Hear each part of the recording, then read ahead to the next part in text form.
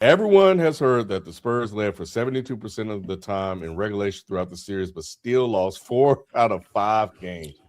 However, when you break down how dominant they were in those games by quarter, the series looks like this. First quarter, Spurs by 57. Second quarter, Knicks by 29. Third, Knicks by 14. Fourth quarter, Knicks by 26. What did this playoff run by the Spurs show you about where the franchise is headed? That's the first question. And then we'll get to Wemby next. I mean, I'll get started, I guess. I think it's what we all feared about the Spurs, right? Youth and inexperience. I've been on this show now, a few weeks now? And I think the thing that we've always talked about is the Spurs have a talented team. They have a talented core. They have a talented roster. We'll see about the coach. We'll get into that later. But what is the thing that you've always kind of questioned about the Spurs? Is the youth and inexperience. This is the youngest team to ever get to an NBA final. I think it is the youngest team to ever get to the final. Second youngest. OKC was younger.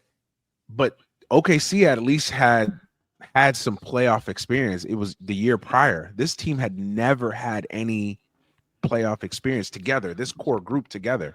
De'Aaron Fox was their veteran, and Harrison Barnes, right? And Luke Cornett, a couple other guys. But besides those three, this is a completely new, novice, young team in this spot. And this was what cost them. Inexperience at the head coaching position, inexperience, up and down that roster, and it shows. I mean, you see some of these late game situations where they just literally handed games over. And again, I'm not taking anything away from the Knicks. The Knicks deserve to be champions today, no question.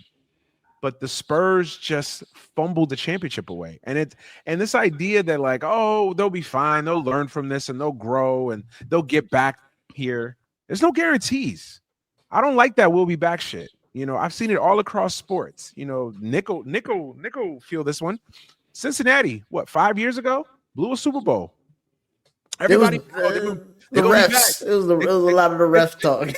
But still, everybody after that, every Bengal fan I could talk to, we'll be fine. We got Burrow, we got Chase, we got this person, They've missed the playoffs. 2 straight years? 3 straight years? 3 years. Yep. 3 straight years. If we want to keep it to basketball, how many teams in basketball that we thought were going to be these dominant teams? The 02 Kings. They'll be back. Never got back. The 2012 Heat, or not the 2012 Heat, the 2012 OKC Thunder. Right now, obviously, there's different situations and there's circumstances why some of these teams never got back. So not every team is created equally. I get that. But this notion that, you could just give away championships or you could just blow championships and you'll be right back and you'll learn from that. That's not always the case, and that's not always the guarantee. And I think if you're a Spurs fan, you got to be sick, man, because you really felt like you could have easily is a strong word, but you could have easily won this championship and you just blew it. And it's almost weird, right? Because it's like, you should feel happy in a way because it's like, man, we won 60 plus games. We have this young generational talent. We have 2 other guys that are going to be young superstars. And it's almost like a feeling of sickness. Like, damn, we really fumbled this shit. So yeah, I think right now the Spurs are doing some soul searching from a mental standpoint as far as we really, really blew this series because we should have won this championship. I don't disagree with that last statement, Manny, but this is where I disagree with a lot of the things that you're saying. Number one, football and basketball are completely different because football, you have to factor in, number one, injuries, where basketball, if an injury happens, you're more surprised than football. Football, that's just part of the game, right? So that's number one. Number two, another big thing I disagree with, well, I agree but disagree. I agree that it is not easy to get back to another championship, right, in the NBA. It is not easy. But this is where I disagree with you. When you have the best player in the league, it makes it a lot more easy, right? And we've seen that the best player of this last decade went to the finals a decade straight. And I'm not saying that Wemby is going to do that because we've never seen that done before besides Rick Barry. You know what I'm saying? So, how long was it between Rick Barry and LeBron James? It's a very long time. So I'm not saying that while LeBron is still playing that we're going to have a guy that does that. right? Like I'm not saying that, but Wemby is by far the most talented and naturally gifted basketball player that we've seen in a very long time, and he's just scratching the surface. He don't got his man weight. He's gonna learn from this how to get to his spots. He needs a go-to move. There's still things that he needs to improve on his game that they're going to be better. Another thing that I've always said, when you draft your team, you can't re-sign everybody that you drafted. And right now, when I look at the San Antonio Spurs, Dylan Harper has made De'Aaron Fox expendable. De'Aaron Fox made De'Aaron Fox expendable. So the Spurs are in a very interesting situation because they came out during mid-season saying that they didn't want to make any trades that changes their timeline. But you know what happened this season? Wemby changed their timeline. Yeah. And it's the same Absolutely. thing that we saw with LeBron back in 2003. What was it? His third or fourth year, he made to the finals, and it's like, oh, okay. It's no longer about development. It's about getting guys to ensure that this doesn't happen. Me and my brother, we were talking, and he made a really good point. If CP was on this roster, they wouldn't have lost. Don't do that. Only because Yeah, we don't know that. look. You know what I do know, Shelton, is that they was up 30. I do know that they was up a lot of the time in this series. Yeah. And what we saw big time, and again, why I said De'Aaron Fox is expendable, he didn't make poised plays that you go pay a veteran point guard to make down the stretch. It's not even that you struggled shooting the rock, right? Because to me, in that, what was it, game 3 or 4? The one in New York where he went up for the layup and OG blocked it when they were That's up 4. 30. That's 4. Game 4, right? I'm not saying that the San Antonio Spurs lost it with that play, but they didn't win the game because of that play. Mm-hmm. That one play alone could have won you the game. They didn't lose it because of that, because you lost a 30-point lead. Yeah. It was multiple things that made you lose that game, but that one play could have won you the game. It could have salvaged the game. And any veteran point guard is not going to make the play De'Aaron Fox made. All that being said, the Spurs are super talented. They have arguably the best or the most talented player in the NBA. I think they will be fine. I think they are going to make a move. Who for? I don't know. Are they going to give up draft picks? Are they going to give up a Stephon Castle? Are they going to give up a Champagnie? I don't know. But at the end of the day, they got to make moves. And here's the thing too. Mitch Johnson is not off the you got to give him a big piece of the blame. But Absolutely. Here's the thing. This is why I'm going to give him some bail. The same thing that you said, Manny. They didn't even make the playoffs last year, and now he's coaching in the finals. That's a big adjustment. That's regardless of however many regular season wins that they had. We saw that it wasn't just their youth and inexperience; it was also coaching. So everybody has to get better for them to win or to become this dynasty that we all believe that they can be, including the coach. If the coach does not become better in situational basketball, guess what, Mitch? You're gone. It's just as simple as that, because greatness demands greatness. And if you can't match what this talent pool has to offer, you got to go, because they got to get somebody else in there that's a championship coach. We saw it with the Knicks. And I'm just saying Mike Brown has won a championship on a coaching staff, not as a head coach, with the Golden State Warriors. And the Spurs. He's had great mentors as head coaches. Mm-hmm. So now we're seeing that. And he called out De'Aaron Fox. So this was a whole 360 moment. But at the end of the day, shout out to the New York Knicks. Shout out to Mike Brown. I gave Mike Brown mad props. I feel like he outcoached every coach in his way to a championship. The Knicks and Brunson and OG and all of these guys, they deserve it. They play their ass off and they got it. Can I respond to one thing? Hold on. Yeah. Go ahead. I was just going to respond to one thing that FIFO said. I agree with everything that you said. My only thing with Wemby, and I want to give the person a shout out, but I don't remember who it was on YouTube. But they said Wemby's different because we've never seen anybody that skilled, that size. All the praises that we throw at him too, but we've seen the history of the league, guys that size break down quick. So his timeline is almost expedited, right? Because we're thinking like, oh, Wemby's going to be around for 15, 20 years. We don't know that. You may have prime Wemby for 7 years? He had a blood clot last year. And so that almost puts even more pressure on you to make a move, to do the things that you need to do to edify that roster and to get Mitch Johnson up to speed to be a championship level coach, because you don't know how many of these with this guy you're going to have. Now, listen, I hope he plays 15, 20 years and it's no problem, but we don't know that, right? And so that's why I'm more like, yo, you blew a championship. Like, I still can't get over that. Like, you blew like you handed this shit to the Knicks on a silver platter, and they took it. Credit for them. So that's my only thing with that. Like, I agree with most of it what you said. Yeah, they're young and inexperienced. The coach will get better. Hopefully, he better get better. Hopefully. Yeah, because if he do this shit next year, he's out of there. So yeah, but I agree with most of what you said. I just wanted to add that in there. What's good, y'all? This is Doug E. Fresh, and we're asking for your support. Help us raise money for St. Jude Children's Research Hospital. Families never receive a bill from St. Jude for treatment, travel, housing, or food, so they can focus on helping their child live. By pledging just $19 a month, you're helping St. Jude give every child with cancer a chance. Help St. Jude save lives. Become a partner in hope today. Join us at musicgives.org. What are you going to say, Shelton? I was just going to answer that question. Win some, lose some. The Spurs blew a tremendous opportunity. They were leading for 72% of the series. That's tremendous. You had 4 games where you had about an 80% chance of winning those games, and you lost those games. That's a crazy stat in itself.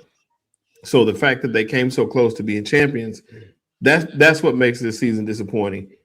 The biggest problem with Mitch Johnson was the fact that he never made any adjustments, knowing that situations were going to happen down the stretch as far as who to play, when to play them. He couldn't figure out the timing as the win, give Wemby rest, what to do with the ball in the fourth quarter. We talked about that before. The fourth quarter of every single game, they ran no plays. There was nothing being ran. That's on the coach. The coach never got them under control. Out of timeout. Remember that out of timeout play that he ran to Castle in Game 5? Mm-hmm. Castle's 0 for 7 from the field. Like, what are you doing running a play like Stephon Castle? Like, it just did. Yeah, none of the decisions he made sense down the stretch. He was coaching well to get them there, but down the stretch, it didn't make sense. And the biggest part of it too is we talk about how they got there. We know OKC, they beat an OKC team that was horrible going into it. That team, if they were at full strength, could have easily been in the finals. So in saying that, it's not a guarantee that San Antonio will be back in the finals next year. De'Aaron Fox's extension, his max kicks in next year as well. So trading him is not going to be so simple. You're not just going to unload him somewhere. It's not going to work like that. So you may be stuck with this guy. And in saying that, you are going to have to make some moves because Harper is that guy. He deserves to play more, and he deserves a starting spot. Castle is going to grow more. Those two are going to play together. That's your backcourt of the future. We know that with Wemby at the forward position or wherever you want to call it. This team runs position in basketball anyway, so that's what worked in their favor. But you got to have the right pieces, and we're going to have to see what they're going to do, what adjustments they're going to make, because teams are going to be able to see it now and adjust to it over the summer. That's what they're going to be looking at all summer, is how to stop this attack. So it's not going to be so simple to say, well, we're going to be back in the finals. We've seen it so often where teams make it and they never see it again. So it's very disappointing. And the biggest part, like I said, is disappointing for me is the fact that you had a chance to win every single game and blew it in the end. But, it was a good season nonetheless. But that's going to be something that should sting for a while for those guys. So, Shelton, two things. I don't think getting off of De'Aaron is going to be easy, but there's always a deal to be had because the money makes sense, right? Like he has a big deal. So you can go big game hunting for somebody like Giannis, where that's the centerpiece of that trade. And here's the thing. Obviously, you're not getting equal value if you're the Milwaukee Bucks, but draft compensation, you say, hey, I want a Stephon Castle and that type of move. So they can move off of De'Aaron. It's not impossible. It's not impossible. So to me, I feel like the Spurs got work to do. I think every team that lost along the way has to look at their roster that really felt that they could have went and got a chip, right? So I'm talking about like the OKCs of the world, the Clevelands, the Bostons, even though I know they lost in the first round. But those teams, they have to be like, okay, what are we going to do? because they're not far off. There's a lot of teams, in my opinion, in this NBA there's 5 or 6 teams that legit have a shot. And those 5 or 6 teams have to look at themselves in the mirror and be like, can we get better? And I don't give a damn about no damn timeline. Wemby expedites that shit. Dylan Harper. The whole time I'm watching all these games, every time he made a play, I said, bro, he's a rookie, bro. He's a rookie. Yeah. This is the first time he's ever done anything at this level, and look at how he's playing. He's only going to get better. So their timeline is expedited. It's not 2 years from now. It's today. So they got to make moves. Spike, any thoughts? Yeah, I agree with the majority of what the panel was saying about the Knicks being too young, not only on the court and in the coach. Oh, excuse me, the Spurs being too young, not only on the court, but also just their fatigue. You could tell they got tired. And that stat that Ken read from earlier, as far as them being so far ahead in the first quarters, and then every other quarter they lost in throughout the series. So they would come out on adrenaline and they would do these things. They don't have these playoff legs, and that's why that thing is still real about you having to go through the test of time and gradually make your way through the playoffs. Yeah, they did it at a faster pace than most teams usually do, but we could tell at the end, like, they were tired. Wemby was tired game 5. He was tired game. He was tired every game, actually. And when it started getting close to the end of the game, you can see how gassed he was. I think that's another major place where that inexperience came into play. The Knicks have done this. They've been building on this for the last 3 years, going through different playoff series. They're old enough, too, at that age where they know how to pace themselves throughout these games. They never got worried when the Spurs jumped out on them early leads. And we've seen that when they came back from 29. So I think a lot of that had to do with fatigue. That won't be an issue next year if the Spurs were able to get back. But a lot of the stuff that y'all are saying is true in the sense of we don't know if they'll be back here. So we don't know when they're going to get to build on this experience of being in the finals because of the NBA being so wide open. And I can guarantee you the Knicks ain't going to win a championship next year. What's good, y'all? This is Doug E. Fresh, and we're asking for your support. Help us raise money for St. Jude Children's Research Hospital. Families never receive a bill from St. Jude for treatment, travel, housing, or food so they can focus on helping their child live. By pledging just $19 a month, you're helping St. Jude give every child with cancer a chance. Help St. Jude save lives. Become a partner in hope today. Join us at musicgives.org. Because I'd be damned if they win. I know they're not going to win. Yeah. You hating early. I know that. Look, they just won. Why you gotta hate now, though? I'm rooting for y'all. I'm a low-key Knicks fan. No, you're not. I only have a bandwidth for the Cowboys, but that being said, if I know anything from watching sports over my 40 years of living, it's that the Knicks ain't going to be lucky enough to win 2 titles back. You ain't think we was going to win this one. I did. I've been picking out a whole you didn't think you was going to see it in your lifetime the Knicks win a title. I never thought I would see this. This is up here with like Cleveland winning the championship. This is like if the Browns won the Super Bowl, my brain would break. It's sort of the same thing with the Knicks. So yeah, I never thought I'd see this. That's crazy. I guess I'm thinking about it like this. Why not run it back? You got this far. You got the experience now. Why can't they do what the Knicks did last year? And what I mean by that is the Knicks lost a heartbreaking series to Tyrese Halliburton. And they experienced a lot of pain in losing some games that they should have won. Remember, but the Knicks didn't run it back though, Ken. They made a move. They traded DiVincenzo. They traded but Julius Randle and when they got Cat. So what are you talking about? They didn't run it back.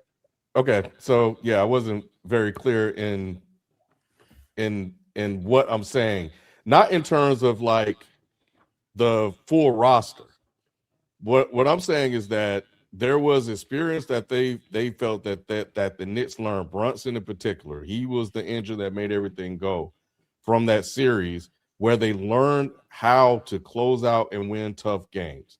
This roster is intact. This roster, as constructed, was good enough to get to the finals, and this roster for a quarter and most of the game was good enough to win games. The only thing one of the things they lacked, and there are some other things they lacked, but what they did not do was finish the game. They played a great quarter, and then they got walked down the rest of the game. So, but now having that experience, and then of course Fox did that dumbass shit. They could take that experience with this same roster, have more chemistry. Wemby should come back more motivated. Castle would be better. Harper would be better, and everybody should be better. Why not just run it back? So a couple of things, Ken. So number one, let's talk about context, because you're like, I think you're glossing over the fact, like you said that they won the first quarter and then they got walked down, and it's like that's not really how the games went. Like they were punch and counterpunch. This was a game, literally a game of runs, and it's whoever had the last run that won the game. So it wasn't like the Spurs were always up 30 and then they lost a 30-point lead and they got blown out the rest of the game. No, it's we had a lead. They came back. Then we took a lead. Then they came back and took a lead. And then now we're fighting, and it's down to the very end. Like this was a nail biting series. Even though the series, the way it ended in terms of how many wins to losses, wouldn't have said that. But all of these games came down to the end. So that's number one. Number two is this, Ken, is that even though they have championship experience now, and you know how I always talk about mango seasons and that advancing your development. Championship losing experience. Regardless, they got there. At the end of the day, experience still trumps everything. And just because you've been there one time doesn't mean that you are hella experienced, right? So there are guys that you can go get. LeBron is a free agent. There's guys you could trade for. Giannis wants out. There's other guys in the NBA that you can go make a move for that bring poise and experience to this roster, and that's all they need. They just need older veterans, not named Harrison Barnes, that can give them some more juice. That's all they need. I'm not talking about a complete roster overhaul. I'm not talking about trade everybody. I'm saying you just got to make one or two strategic moves. Go get you a Caruso, bro. Yeah. That's what I'm talking about, Ken. You know how I talk about championship role players. They have championship role players in the making, right? Like I love Champagne, I love Vassell, but this is the first time that they've been there. Go get a Caruso, go get another guy, go get some guys like that can go get you 15, get another big man, a legit or big another man. big man. That was we talking about Wemby being gas is because naturally Wemby's not a 5. Naturally, Wemby's a 4. It just he's 7'5". So he can't. Cornette can't hold his own when they play together that much. I feel like their biggest weakness from a basketball perspective is they don't have a real legit big next to Wemby. I think they need to. I think they need to get another big.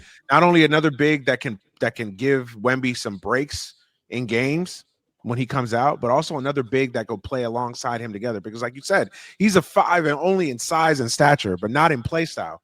Obviously, we all think he should be a 5 in play style, but I also think they need a big because Wemby's best when he can kind of play that free safety role, right? Where he can kind of guard everybody and just play the field. Or having another big man on the court with him that could kind of do the dirty work, a Draymond Green type that could kind of do the dirty work, that could facilitate some offense for them. I think that's the big move for them. And then obviously they're going to need to get off of De'Aaron Fox because with him and Harper, it's redundancy. That's the biggest moves they need. I will say, though, Champagne's going to get expensive because he's due for a raise. Vassell, I think Vassell's got a couple more years left. So that roster is going to start getting expensive. And that's the other thing too, right? In the new NBA, it's kind of similar to the NFL, where if you got like a transcendent player on a rookie contract or close to a rookie contract, you almost have that window of you got to take advantage of that window because Harper's going to get paid eventually. Castle's going to get paid eventually. God only knows what Wemby's going to make. And then you got Vassell, Champagne, all these other guys on the outside of that are going to want to get paid, and you can only pay so many with the cap. So, they're going to have to make moves. Shelton and Nick, I mean, I don't know. I don't. Well, that what I said sound kind of crazy. Well, that's what I was saying, Ken. Because like for me, I'm with you, bro. I'm like the main reason why I was saying a lot of things that I said that FIFO is now echoing is that this team is super young and they are literally learning as they go. The best learning experience that you would ask for any young player is like, oh yeah, can you get to the NBA finals early in your career so you know what it's like to do deep run playoff? And that's what they did. They went from not making the playoffs to going to the NBA finals. That's the biggest jump I've ever seen in the league and probably in league history. So to me, it's like because Castle is still on his rookie deal, because Harper just got in the league, and Wemby's like maybe a couple years before his extension or when he's going to be doing contracts. Like you have like De'Aaron Fox, most of his career was in Sacramento, and the time that they were good, they fired their head coach because he was too good. Like, you know what I'm saying? So it's like his experience was also a rookie level as well as far as this kind of deep playoff run.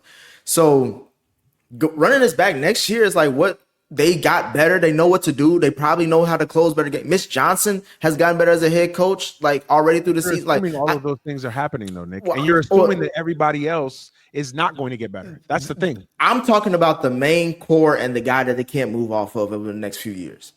So, like, I'm just talking about Castle, Harper, Wemby, and Fox. And then Mitch Johnson is going to be there because it will be hard for you to say that, oh, he's definitely getting an extension because he lost to OKC in Game 7 versus, oh, he's getting fired or he's on the hot seat because he lost to the Knicks in the finals. It's kind of like, I'd rather stick with the head coach who can get you to a finals in a 1-year jump than to fire him to go get Tom Thibodeau or somebody. You know what I'm saying? So it's just like, I feel like they've had the greatest learning experience that they can get to be something down the line. You know, obviously it's easy to say that they fumbled an opportunity right now because the games ended up being close. But realistically, that's why I was saying that's why I said the Knicks in 5, because like realistically, they were not going to win the series. It would have been unfathomable for me. Now, again, of course, we see what the reality is now because the Knicks won. And I know people are questioning, like, but Nick, look at the games. They were close and had a lot of leads.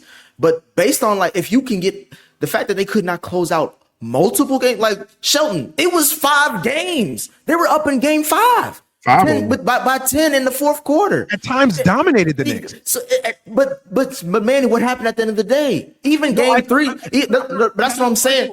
No, I'm not saying you're arguing. I'm just saying, but like they've shown you multiple times they cannot win at this level because they're young. So that's what I'm saying. By next season, I'm not going to say they're guaranteed to win it, but Vegas is saying that.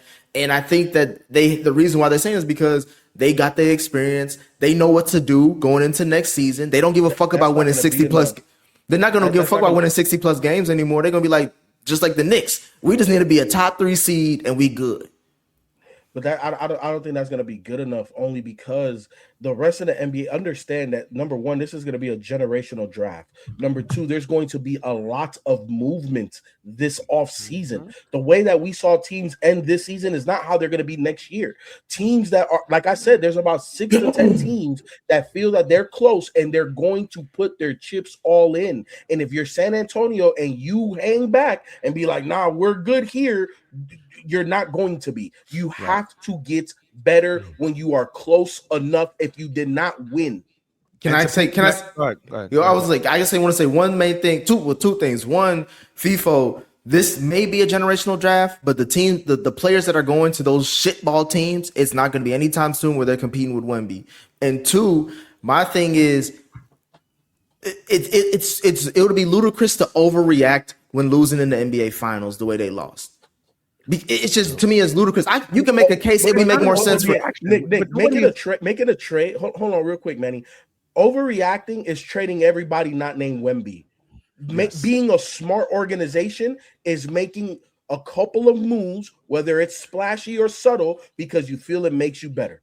That is smart organizational basketball. But that's not what y'all saying. That's what I said. That's what I said. Cornette is nothing. But I'm talking about the core team that contributed the most to this. Run that shit back. Y'all talking about getting rid of Fox. Y'all talking about getting rid of Fox. Because he doesn't fit with De'Aaron Harper. De'Aaron Fox does not fit with Dylan Harper. But they would have not gotten this far in the playoffs without Fox. And he had a horrible finals. Dylan Harper's ascension has made De'Aaron Fox expendable. That's it. It's just life. I agree that Harper should be a starter, but I'm saying you don't need to move off of Fox. But you're not paying a $55 million point guard to come off the bench. You're not doing that. You can for this team. Grant, again, it sounds crazy. It don't work like that in professional sports. It sounds crazy. Nick, it don't work. I'm just saying for this team. Not for nothing. For a professional teams that pay multi-million dollars to players who play a game, there's no way that you're going to put somebody that makes $55 a year on the bench. There's no way. He could be the sixth man of the year. No, not gonna happen. It's not gonna happen. Shelton, before we hold on, Ken. to Wemby. I had one more thing, because Ken, I had to get that out the way, the nice stuff, to say this. Because we got to keep it a bean on here. Somebody was talking about dick sucking earlier. I'm gonna say this right now. There was a lot of choking. Right now, somebody was you. Hey, kid. Why you brought that back up, nigga? There was a lot of choking going on, Sheldon. The guy that they said was the king of basketball. Hold on, we going there. Shelton, real quick. I just want to get your thoughts before on just what we were just discussing. What do you think? I think you do. I think you do kind of run it back. Like I said, I don't think that it's going to be so easy to move off of Fox like that. Plus, two, I do understand Fox made some bonehead plays for sure, but he was dealing with a serious ankle injury that he did not have time to recover from. So that wasn't the full De'Aaron Fox that we saw in the end, for This sure. is what I'm talking about. He made a couple bonehead mistakes, FIFO, but at the same time, he ain't gonna never do that again. Yeah, I mean, I've seen Fox. Fox had a wonderful, season. Yeah, he had a wonderful season. Part of the reason why they were here was because of De'Aaron Fox. So we can't just kind of cast him off because he had a rough finals. All of them had a rough finals. If you want to look at it that way. That's what I'm saying. So, Wemby hasn't proven that he's clutch. Yeah, Wemby was rough money. Speaking of rough finals, Shelton, and you can pick up right where you about to go. Hey, we got to talk about him. What's good, y'all? This is Doug E. Fresh, and we're asking for your support. Help us raise money for St. Jude Children's Research Hospital. Families never receive a bill from St. Jude for treatment, travel, housing, or food, so they can focus on helping their child live. By pledging just $19 a month, you're helping St. Jude give every child with cancer a chance. Help St. Jude save lives. Become a partner in hope today. Join us at musicgives.org. Fun fact, in the closeout game, Victor Wembanyama in the first quarter was dominant, but after that he slowed down. And here how the stats break it down. First 16 minutes of game 5, 9 points, 3 of 7 from the field, 8 rebounds, 5 blocks. The rest of the game, 5, 10 points, 4 of 12, 6 rebounds, 0 blocks. So what is the biggest lesson that Victor Wembanyama can learn from losing in the finals? Because he was nowhere to be found when they really needed him the most, and he's supposed to be that guy. He's got to develop a signature move. He's going to have to figure it out to where, because Wemby is one of the most dominant players in the game. Yeah, he's one of the most dominant players in the game, but at the same time, he can get lost. There's no way a person of Wemby's stature and of the ilk that we talk about him being should have 19 points in the closeout game. That means that something went wrong, and he did get the touches. It wasn't like he didn't have the touches. So there's no reason this man should be at 19 points in a closeout game. We talk about Brunson and how he closes games. Wemby's got to be that same thing, if not more, because he's the enforcer. Hey, everybody can't be Brunson now, so you got to put some respect on the nigga name. Don't roll your eyes, man.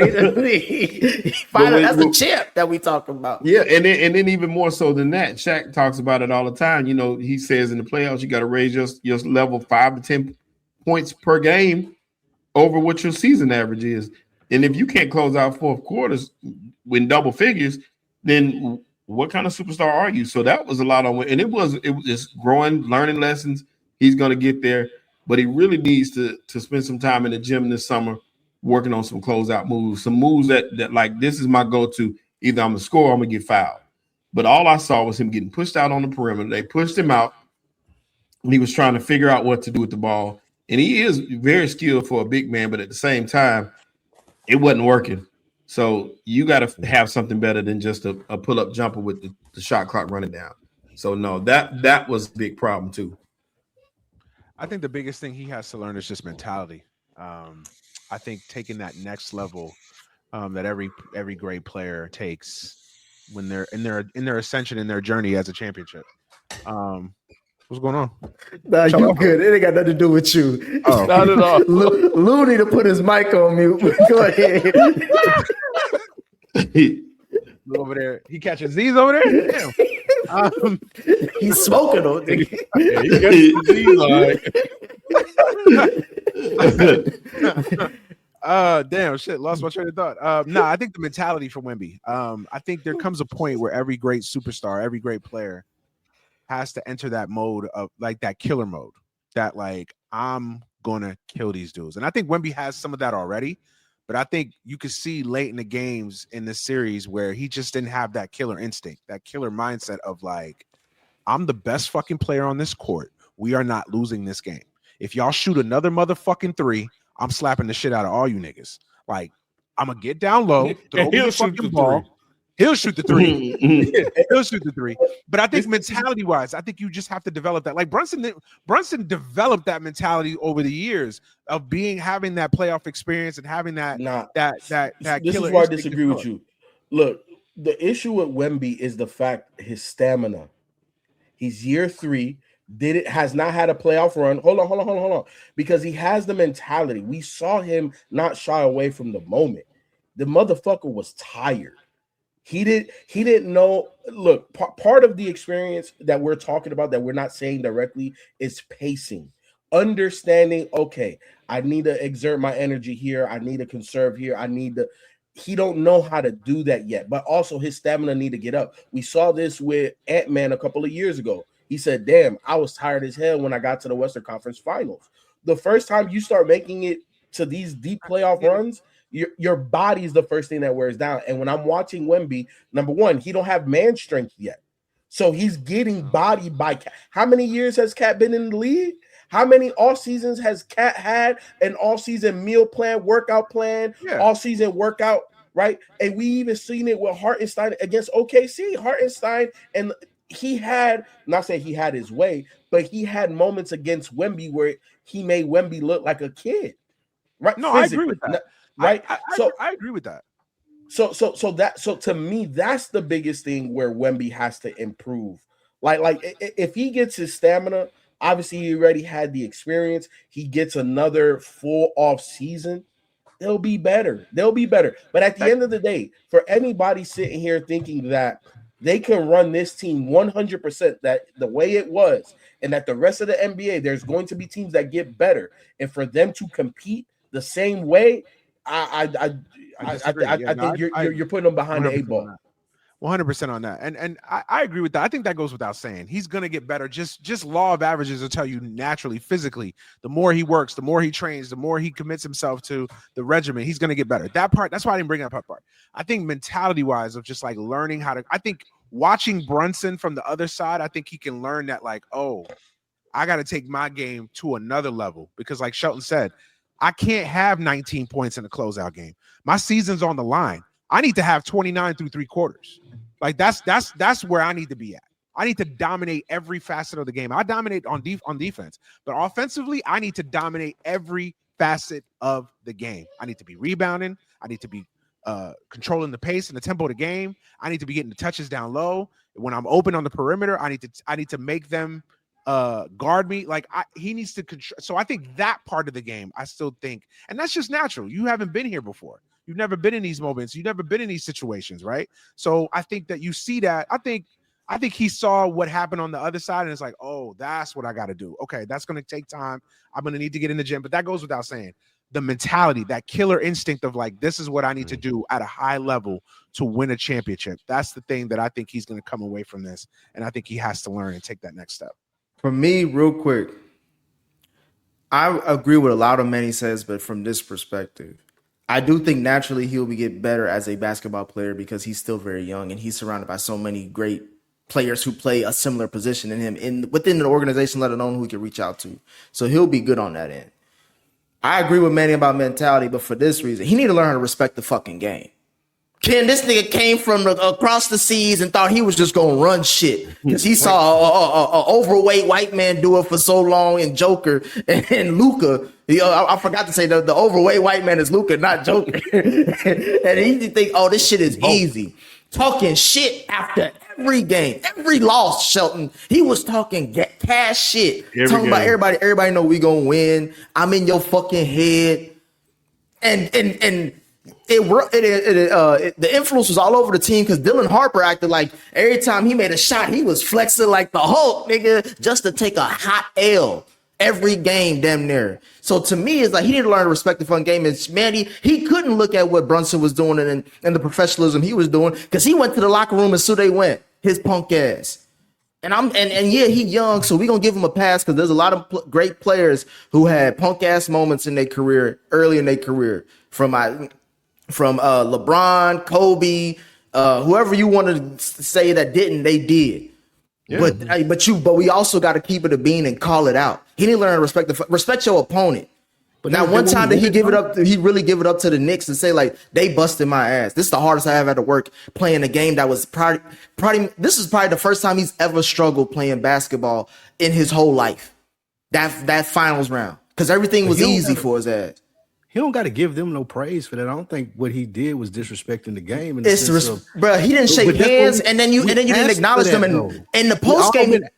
I love it though. For that though. Yeah, that's the mentality. I disagree with you and Manny on that. I like that mentality. We need more of that in the NBA versus doing the young Miami dance in the locker room after you win a championship. I'd rather see more people like Wemby. Now, he ain't got the mental fortitude yet to be able to handle these situations. That's the only place he's immature at as far as mentality. Yeah, I mean, could he have did or said things differently? Yes, but that ain't why we like him. That's why the appeal is so strong now. You missing him because nobody else do that. No, you missing the main point, Lou, because I'm not saying the way he acted was wrong. I'm not trying to be an old man, like get off my lawn shit. It's because I said the first thing, Sheldon, I said he lost. He in moments where he was talking games, he was talking cash shit where I'm in your head. He's at the free throw line. You know how they say lemon booty, all that shit, curled up like a damn croissant, a nigga. Like you can't be somebody who's doing all that rah-rah shit, Lou, and you losing, and it's on you that we lost. Game 2 was on him. Don't freak he could have Denver. All the games is on him, bro. You the best. Everybody's saying you the best player in the world. You're even saying that you believe in your own high press, but you're not getting the results. That's why I asked last episode, what the fucking point is having all this damn talent if you're not winning games? We only let that shit slide because they was winning, Lou. Of course you could talk your shit when you winning, but when you lose and respect your fucking the other side, they got a good game plan for you. Bro, it's still time for that. It's tough to say that kind of stuff right after you've been humble and eating your words. So I give him a little bit of grace period. And I know it's tough to say it knowing that he watched Cat on the other side win. That's got to be hard in itself. So I give him a little bit of time to get himself together and then say, look, I gotta step my game up. This wasn't enough. I admire him for what he did. I think that a guy like Wemby is going to work hard to prove that he's the best at the game. And that's all we can really ask for, because a lot of these dudes, they really don't care. They don't care enough. They're fine with it. I mean, they may be mad about losing, but they really don't have that moxie and that fight and that drive. Like, I don't like you because you're my opponent. I like it. I miss that mentality in basketball. That's fine, but if you losing, bro, you Dylan Brooks. But at the rate that you're going, right? Like, no one should ever say anything spicy. No one should ever. I mean, didn't the Knicks cheer? Didn't the Knicks toast was fuck Wemby? Like, that's but they want a title though. Like, that's what I'm saying. If you want to play that, and he was talking shit. I'm saying that's what I'm saying, man. If you gonna talk shit, back it up. That's all I'm saying. That's literally all I'm saying. And he did not. We read the stats. For as tall as talented he is, he playing like a bench player. He start off all these games. He 19 points in the closeout game. FIFA, don't make that face. But Nick, you and Ken be drinking the same hater. Is he not? I got somebody making the same. So he don't. But I'm just saying, everybody's talking. I'm just saying this, FIFA. Everybody in these comments and the whole world is saying De'Aaron Fox and Mitch Johnson as like the biggest pieces of this pie, and I'm like, yeah, they fucked up, but I thought this nigga the GOAT. He talking like it. He moving like you being hyperbolic. Year 3, nigga, 22 years old. Talking about. I'm just saying. I'm not. Bro. I didn't say. Did I say y'all said that? Did I? I said this is what the people saying. The people that are saying that they see the greatness in him. We can't act like because he lost his final series and didn't really show up. We've seen Michael Jordan not show up. We've seen Kobe Bryant not show up. We've seen LeBron James not show up. Yeah. Like, none of them niggas talk shit when losing though. That's the difference. LeBron they respected Game 6 of the NBA Finals and said, "I'll be good." Jordan didn't shake their hands. Jordan didn't shake hands with the Pistons when he lost. The Pistons didn't shake hands with Shake hands Jordan. with Jordan. That's what They it walked was. off on the Celtics when they beat them that time. So then if we agree that we should we disagree with some fuck shit that happens in the NBA, why are y'all yelling at me about this? Why y'all getting mad at me when I'm saying But it's not yes, fuck shit. You're Nick, 'cause saying you this only like care he's about not this 'cause it's the supposed to be Knicks. doing If this, this- right? If he had done this to the I ain't like it. Wizards, I ain't you'd like be it. like, all You right. sound like Nick Bayless talking about respect the game and all that bullshit. He respects the game. Actually, he respected a lot more than other people who are just as talented as him. I wish they were respected in the way of like, nah, you can't fuck with me. He got that attitude telling the Knicks like you can't fuck with me. And guess what? If you beat me, so what? Still fuck you. I'll see you next season. I ain't got to apologize to you. I ain't got to tell you good job. I ain't even got to shake your hand. And we at war. Let's do it. I respect that more than a nigga be like, man, you know what? I had a bad game. Like, get out of here. Lou, I guess you own a cannabis and a bail bondsman business because you over here. All I said was this, y'all. You can talk shit. I am not against talking shit, but you need to back it up. And in closeout moments, fourth quarter moments, it's not just De'Aaron Fox fucking up. It was a lot of him. It's not just Mitch Johnson. It was a lot of him. And Lou, this is what I'm saying. When I say respect the fucking game, is like, yes, if you are going to talk shit and when you lose, you're as a man, you take accountability for it and you be like, the better team won. Or you even acknowledge them at that point. You ain't gotta do that. And to your point too, Wemby banking on how good he's going to be generation. But is he good now? Is he good now? I didn't back it up this time, but guess what? Next time I'll beat her. Oh, that's how we just talked about. Next time it's not guaranteed. What are you talking about? That's talking shit even more. To us, not to him though. Ain't no reason for him to back off anything that he said because he thinking I'm gonna continue to be that nigga. Y'all got me this time. That's cool. It's fine, but I'll be back outside. That's a sore loser, nigga. If a nigga got his ass whooped when he said that, Lou, what would you say? I see you when you get back. I see you when you get back, my nigga. Hey, Shelton, how many games did the Spurs win after Castle said they were winning 3 straight? None. Listen, I think None. And Wemby could have helped with that. Both angles. Y'all Y'all done said enough. Look, here's the thing. Damn, kid. The issue with Wemby, and I was saying in the chat, is this: he think he got damn Kobe without the Kobe game, without any of the game. Mm-hmm. Fox lost them. He said it. He said, "I was like, what would Kobe do? Like, what the heck? Not that." Nigga, Kobe couldn't make it to the finals if he was the leader of the squad. He made it to the finals because Shaq was the guy. So well, what the hell is y'all saying right now? What I'm saying is that I'm saying that Fox lost them game 4. Wemby lost them games 1, 2, 3, and 5. Mm-hmm. Mitch lost them the series. Because he gave Wemby way too many touches, I think, instead of just running their normal offense. And also, Wemby needs to learn how to play fucking defense. Letting Cat run by him.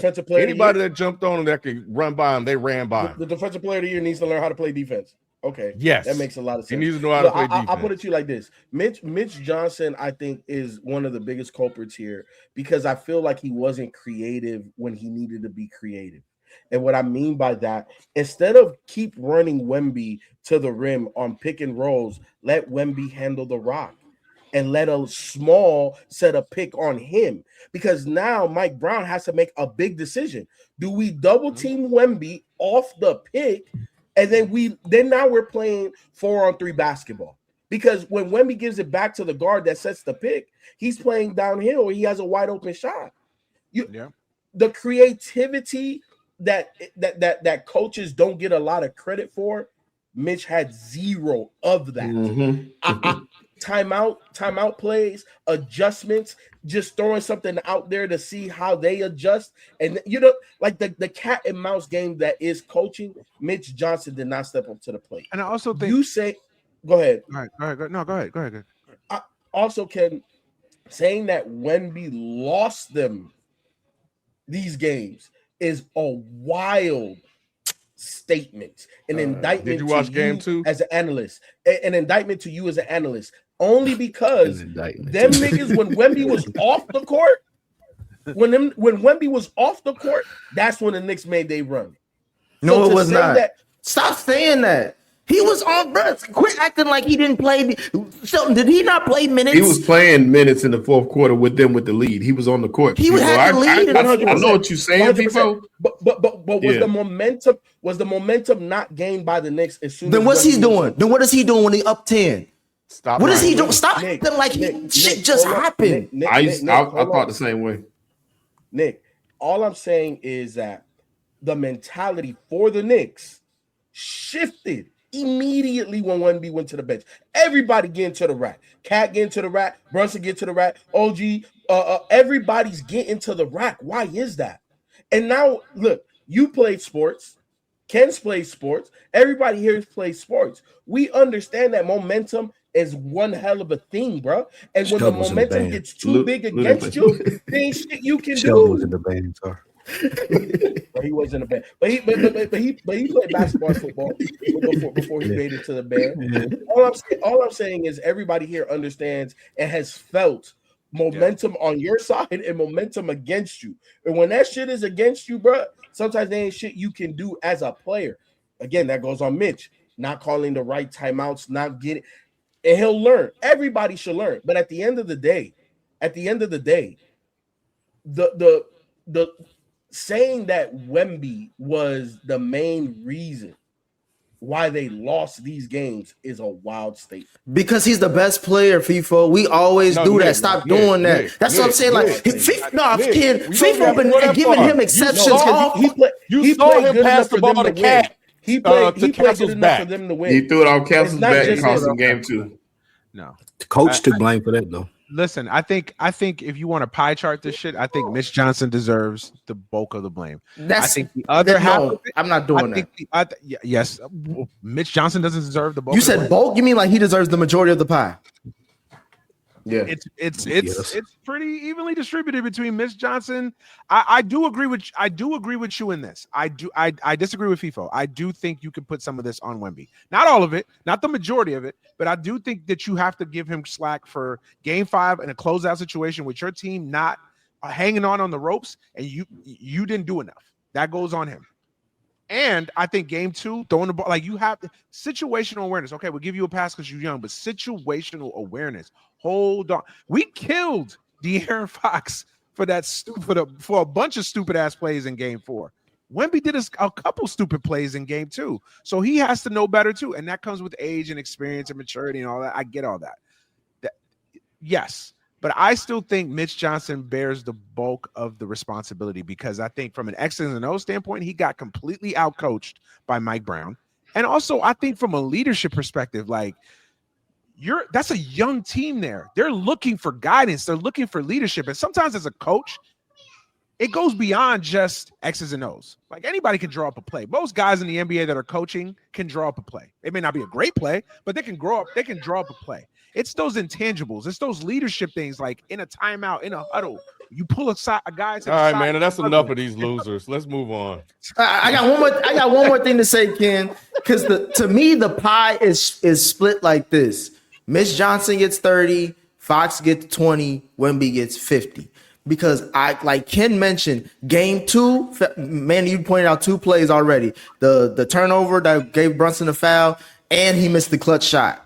That's one. The other game was Game 4. Before we even get to Fox, Ken, didn't Wemby miss 2 free throws back to back that would have gave him at least a 1-point lead?